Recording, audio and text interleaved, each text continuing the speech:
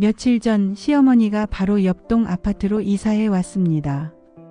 단순히 가까워졌다는 이유만으로 시어머니는 아들 부부의 산속에 더 깊숙이 스며들려 했습니다. 처음에는 반가운 마음도 있었죠. 하지만 그 감정은 오래가지 않았습니다. 그녀는 지난 한 달 동안 자신도 모르게 점점 숨이 막혀가는 걸 느끼고 있었습니다.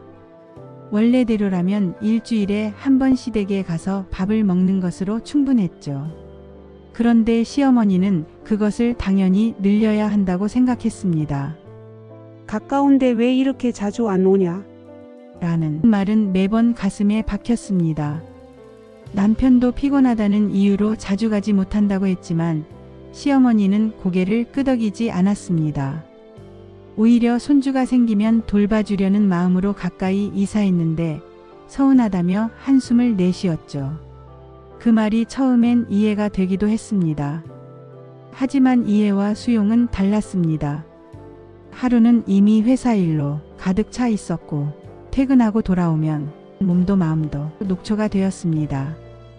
그런 상태에서 억지로 미소 지으며 좋은 며느리로 행동하는 일은 더 이상 감당하기 힘들었습니다. 그러던 어느 날 평소처럼 지친 몸을 이끌고 집에 들어와 쉬고 있는데 시어머니의 전화가 걸려왔습니다. 너희 퇴근하면 7시 넘는다고 했지? 그런데 내가 보니까 6시 반에 불이 켜지던데? 순간 등줄기를 타고 서늘함이 흘렀습니다. 집 앞 불이 켜지는 시간까지 지켜보고 있었다는 사실이 단순한 관심을 넘어 감시처럼 느껴졌습니다. 변명도 솔직함도 허용되지 않는 순간이었죠. 그저 네, 맞아요라고 짧게 답할 수밖에 없었습니다. 그 이후로 집 앞에는 음식이 놓여 있었습니다. 김치, 반찬, 국 때로는 과일까지. 시어머니는 집에 직접 들어오지 않았습니다. 하지만 그 흔적들은 마치 내가 여기 있다는 표시처럼 느껴졌습니다. 처음에는 고마운 척했죠. 하지만 며칠이 지나자 그것이 은근한 압박이 되어 다가왔습니다. 음식 용기를 치우는 순간마다 마음 한쪽에서 답답함이 쌓여만 갔습니다. 남편에게 솔직히 털어놓았을 때 남편은 의외로 단호했습니다. 시어머니에게 전화를 걸어 알아서 먹을 테니 음식을 가져다 주지 말라고 했습니다. 잠시 후련했지만 곧 불길한 예감이 몰려왔습니다. 며칠 후 시어머니가 직접 찾아왔기 때문이죠. 너도 같은 생각이냐? 그 물음 앞에서 그녀는 숨이 막혔습니다. 사실 대답은 이미 정해져 있었습니다. 회피할 수도 있었지만 이제는 말해야만 했습니다. 저희도 잘 먹고 있어요. 힘드실 텐데 굳이 이렇게 안 하셔도 돼요. 사실 퇴근하고 나면 너무 지쳐서 그냥 아무것도 안 하고 쉬고 싶거든요. 순간 시어머니의 얼굴이 굳어졌습니다. 억눌러 두었던 감정이 드러난 듯 했습니다. 나는 너희를 위해서 너희 챙겨주려고 그런 건데 그게 그렇게 불편했니? 그 말에 아내의 속에 쌓였던 감정이 터져 나왔습니다. 상대방이 원하지도 않는데 계속 강요하는 건 챙겨주는 게 아니에요.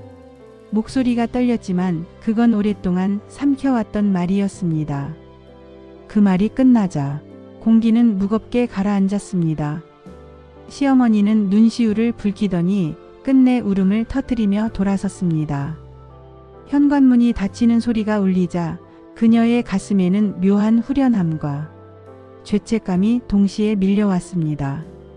하지만 이상하게도 죄송하다는 감정은 쉽사리 들지 않았습니다.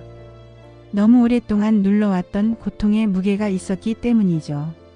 그날 밤 남편은 묵묵히 아내의 이야기를 들었습니다. 하지만 단 한마디도 하지 않았습니다. 잘했다는 말도 왜 그랬냐는 말도. 그저 담배만 깊게 빨아들이고 무겁게 한숨만 내쉬었죠. 그의 침묵은 무책임한 것이 아니라 갈등 속에서 갈피를 못 잡는 몸부림이었습니다.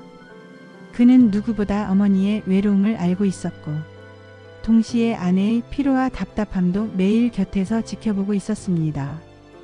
두 사람 모두를 이해하는 만큼 어느 쪽에 손도 쉽게 잡을 수 없었던 겁니다. 당신 왜 아무 말도 안 해? 그녀가 조용히 물었을 때 남편은 눈을 피했습니다. 입술은 열렸지만 목구멍은 막힌 듯 말이 나오지 않았습니다. 엄마가 불쌍하다라는 말은 아내를 더 아프게 만들 것이고 잘했어라는 말은 엄마의 마음을 배신하는 것 같았습니다. 결국 그는 중간에 서서 흔들리기만 했죠. 그 침묵 속에는 사랑과 책임, 죄책감과 무력감이 모두 섞여 있었습니다. 커뮤니티에 글을 올린 뒤 사람들의 반응은 극명하게 갈렸습니다. 잘했다. 초반에 못하면 결국 화병 난다는 응원의 목소리도 있었고, 현실적으로 도움을 안 받을 수 없으니 둥글게 넘어가라는 충고도 있었습니다. 정답은 없었죠. 하지만 분명한 건 이 작은 사건이 앞으로의 관계를 완전히 바꿔놓을 수 있다는 사실이었습니다.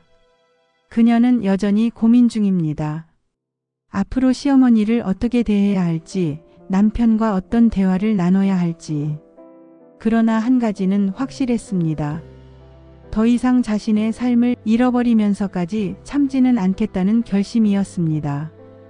그리고 남편 역시 그 결심 앞에서 이제는 더 이상 침묵만 할 수 없다는 것을 서서히 깨닫고 있었습니다. 누구의 입장도 대변하기 힘든 이런 상황이 야속할 뿐입니다. 이야기 끝까지 들어주셔서 감사합니다. 구독과 좋아요는 큰 힘이 됩니다.